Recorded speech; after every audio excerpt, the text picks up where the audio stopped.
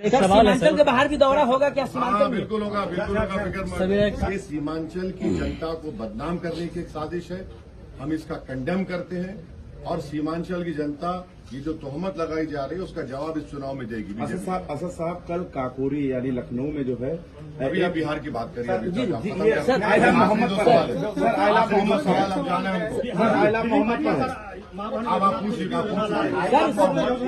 पूछ चुके हैं दोबारा। एक सवाल कह रहे हैं सर। हाँ, आइलम मोहब्बत की जगह पे एक आइलम महादेव संगठन हिंदू संगठन बनाया है, क्या कहेंगे आप? बहुत अच्छा है। आपका नाम क्या है सर? स्मिथ। हाँ, स्मिथ नाम बोले। आई लव स्मिथ में करूंगा। इसमें कौन सा एंटी नेशनल बात है? इसमें कौन सा वायलेंस का प्रमोशन का बात है? जब लव से लव आ रहा है तो उसमें आपको तकलीफ क्यों हो रही है? इसका मतलब आप लव के खिलाफ है, आप मोहब्बत को मानते ही नहीं है। वो मुगल आजम का गाना था, जिंदाबाद जिंदाबाद मोहब्बत जिंदाबाद, दोबारा प्ले करना पड़ेगा इन लोगों के लिए। देखिए एक बात प्लीज समझिए, आर्टिकल 25 संविधान में क्या, फ्रीडम ऑफ रिलीजन। अगर मैं जिसमें मुझे मोहब्बत है और मुसलमान उस वक्त तक मुसलमान नहीं होता जब तक कि वो प्रॉफेट मोहम्मद को अल्लाह का आखिरी नबी रसूल ना माने, और उस वक्त तक उसका ईमान मुकम्मल नहीं होता जब तक कि वो दुनिया में तमाम चीजें था प्रॉफेट मोहम्मद को चाहे। ये संघ परिवार और आरएसएस बीजेपी के लोग कभी सोच भी रहे हैं कि भारत में 18-19 करोड़ मुसलमान रहते हैं, जो सब कॉन्टिनेंट हो या एशिया में सबसे ज्यादा यहां पर रहते हैं। आप क्या मैसेज दे रहे हैं दुनिया को? क्यों ऐसा कर रहे हैं भारत के बारे में आप लोग? अरे सोचो थोड़ी देर के लिए। लव की बात हो रही है और उत्तर प्रदेश में एडीजीपी साहब कह रहे हैं कि नहीं, हमारी सरकार ने कहा कि नया पोस्टर नहीं लगेगा। Happy birthday prime minister allowed होगा, happy birthday chief minister allowed होगा। तो फिर आप एक कानून बना दीजिए कि इस देश में कोई लव की बात करेगा ही नहीं, तो पहले हॉलीवुड बैठ जाएगा। क्या होगा, कहां जाएंगे हम? अरे मोहब्बत की बात हो रही है, मेरा फेथ है, आपका फेथ है, आपका फेथ है। भारत की खूबसूरती यही तो है कि भारत हर मजहब को मानने वालों को मानता है, जो नहीं मानता खुदा को उसको ही मानता है भारत। तो ये तो अजीब है कि ये लव के खिलाफ है ये लोग।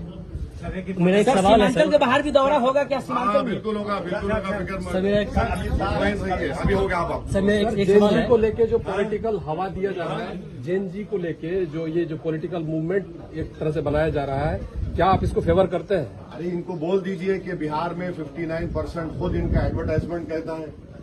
58% वोटर बिहार में 25 साल से कम उम्र का है। उनको बोलिए, इनको उनके बारे में हिम्मत है, बोलो। चाहे मोदी जी बोले, नीतीश कुमार बोले कि जनरेशन जी हमको ऐसा कर रहा है, तो फिर बिहार में 58% वोटर 25 साल से कम उम्र का है।